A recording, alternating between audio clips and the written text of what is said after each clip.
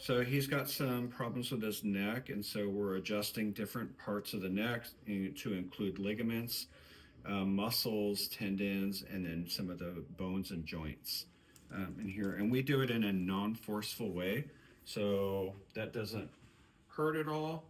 So we're not twisting or popping, it's just moving the different structures back into position to get the mechanics of his body working and get the nerves properly functioning again so that he doesn't have problems with anything in his skull.